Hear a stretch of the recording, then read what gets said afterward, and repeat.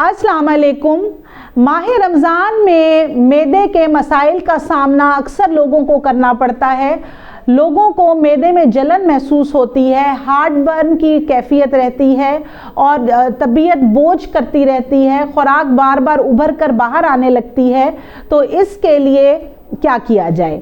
अब इसमें सबसे पहले हम देख लेते हैं कि रमज़ान के दौरान मैदे की जलन की क्या वजूहात हो सकती हैं। इसमें सबसे बड़ी वजह तो हमारा जो तली हुई चीज़ों का इस्तेमाल लोग ज़्यादा करते हैं, जैसा कि समोसे पकोड़े हो गए। इसके अलावा लोग जंक फूड जैसा कि अफ्तारी में अक्सर पिज़्ज़ा और बर्गर वगैरह का इस्तेमाल कर लेते हैं। फिर हम जो ये आर्टिफिशियल जूसेस और पेप्सी, कोक, स्प्राइट, इसके अलावा मैंगो जूसेस वगैरह आर्टिफिशियल जूसेस का लोग इस्तेमाल ज़्यादा करते हैं। रूह अफ़ज़ा हो गया, टैंग वगैरह हो गया। तो ये तमाम चीज़ें जो हैं वो मैदे में जलन का बाइस बनती हैं।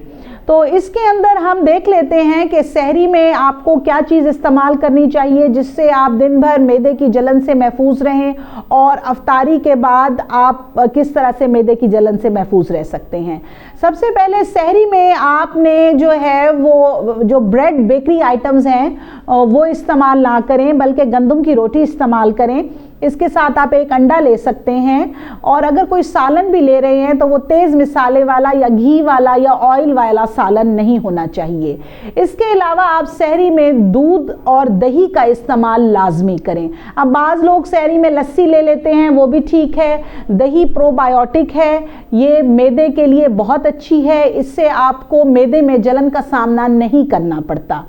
इसके अलावा हम खुश्क मेवों की बात कर लेते हैं कि सहरी में आप खुश्क मेवाजात इस्तेमाल कर सकते हैं, जैसा कि 2 से 3 बादाम हो गए, 2 से 3 अखरोट हो गए और 1 से 2 खजूर हो गई। अक्सर लोग अफ्तारी में खजूर का इस्तेमाल करते हैं, लेकिन सहरी में भी आप खुश्क मेवाजात ले सकते हैं। लेकिन इस चीज़ का ख्याल रखें कि 2 से 3 दानों से ऊपर आपने कोई भी खुश्क मेवा सहरी में नहीं लेना। फिर बाज़ लोग सहरी में बहुत ज़्यादा पानी पी लेते हैं, और जब वो पानी उनका एक्सक्रीट आउट होता है तो उन्हें एकदम से मैदे में जलन शुरू हो जाती है। तो सहरी में पानी की बहुत ज़्यादा मिकदार का इस्तेमाल ना करें। फिर हम अफ्तारी की बात कर लेते हैं कि अफ्तारी में तली हुई चीज़ों से परहेज़ करें। अक्सर लोग अफ्तारी के टाइम समोसे, पकोड़े, जलेबी ऐसी चीज़ें बाहर से ले आते हैं, जिसकी वजह से फिर उनके मैदे में जलन शुरू हो जाती है। और फिर जंक फूड, थोड़ी देर पहले मैंने आपको बताया कि जंक फूड से भी परहेज़ करें। आप खजूर के साथ, सादा पानी के साथ या फ्रेश फ्रूट्स के जूसेस के साथ रोज़ा अफ्तार कर सकते हैं, जैसा कि अंजीर आजकल है, फिर आड़ू अब आ रहा है, स्ट्रॉबेरी का मौसम है, तो इस तरह के फलों का जूस बनाकर आप अफ्तारी में ले सकते हैं।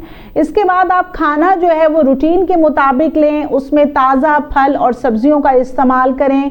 अक्सर लोग जो हैं वो अफ्तारी में ये ऑयली चीज़ें इस्तेमाल कर लेते हैं और उसके बाद फिर खाने में भी वो मुरगन ग़िज़ाएँ ले लेते हैं, तो उसके बाद जो है फिर वो फ़ौरन लेट जाते हैं और फिर सहरी का टाइम हो जाता है, जिसकी वजह से उन्हें मैदे में जलन होती है। अफ्तारी के बाद ज़रूर 15 से 20 मिनट की वॉक करें और ताज़ा फल और सब्जियों का इस्तेमाल करें, तो आप मैदे की जलन से महफूज रहेंगे। Thank you so much.